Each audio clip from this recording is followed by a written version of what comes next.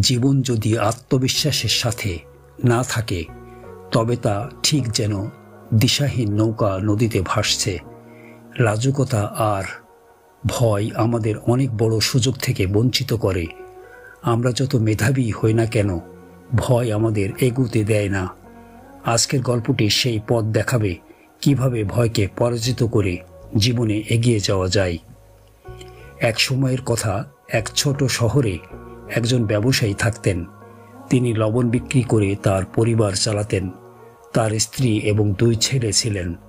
বড় ছেলে ছিল চুপচাপ, লাজুক এবং অন্যদের সঙ্গে সহজে কথা বলতে পারত না। ছোট ছেলে ছিল প্রাণবন্ত, আত্মবিশ্বাসী এবং সকলের সাথে খোলা মেলা। লোকেরা বড় ছেলেটিকে তার সঙ্গীহীনতার জন্য কম বোঝাপড়ার মনে করত। বাবা প্রায় তার লাজুক আচরণে হতাশ হতেন। মাঝে মাঝে তিনি কঠোর ভাষায় বড় ছেলেকে ডাকতেন, যা তার ভয় আরও বাড়িয়ে দিত।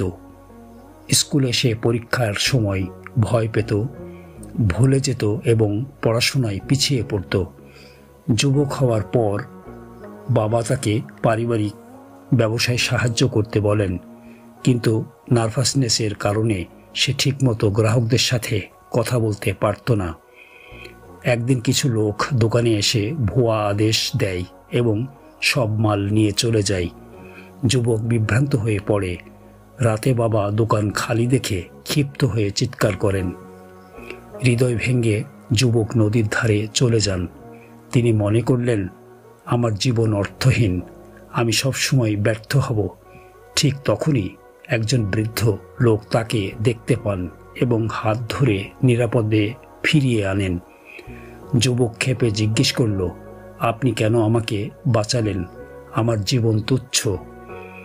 বৃদ্ধ উত্তর দিলেন, জীবন অমূল্য যদি তুমি বাঁচো। তুমি ভয়কে জয় করে সাফল্য অর্জন করতে পারবে। হার মানলে তুমি কখনো জানতে পারবে না তুমি আসলে কি করতে পারো। যুবক বলল, আমি খুব লাজুক, দুর্বল। বাবা ও সবাই আমাকে হালকা মনে করে। বৃদ্ধ কিছুক্ষণ চুপ থাকলেন, তারপর বললেন, আমার সঙ্গে 3 দিন চলো। যদি তুমি 3টি কাজ সম্পূর্ণ করো, আমি তোমার জীবন পরিবর্তন দেখাবো। প্রথম দিন বৃদ্ধ বললেন, আজ তুমি 10 জন অচেনা মানুষের সাথে কথা বলবে এবং তাদের জীবন সম্পর্কে জানতে চেষ্টা করবে, লিখে রাখবে। যুবক শুরুতে ভয় পেলেও ধীরে ধীরে এগিয়ে গেল। কিছু মানুষ তাকে অবহেলা করলেও সে থামে না। শেষ পর্যন্ত নতুন বন্ধু তৈরি করল। দ্বিতীয় দিন বৃদ্ধ বললেন, আজ তুমি 10 শিশুকে পানি ও তার উপকারিতা শেখাবে। যুবক বলল, আমি তো খুব পড়াশোনা করিনি, আমি কি শেখাতে পারবো? বৃদ্ধ হেসে বললেন, শিশুরা জানে না তুমি কতটা জানো, তুমি যা জানো তা বলো।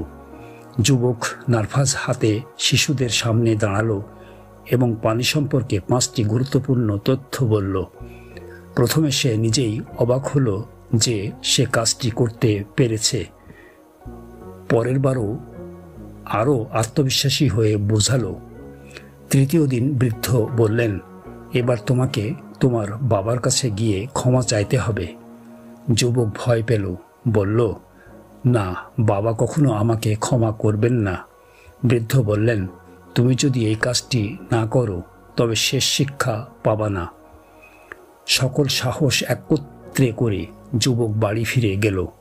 নম্রভাবে বাবার কাছে ক্ষমা চাইল এবং প্রমাণ দেওয়ার প্রতিশ্রুতি দিল।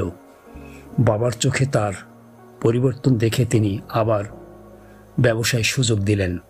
যুবক ফিরে এসে বৃদ্ধকে বলল, এখন আমাকে বলুন, সাফল্যের গোপন রহস্য কি? বৃদ্ধ হেসে বললেন, তুমি নিজের কাছেই উত্তর খুঁজে পেয়েছ।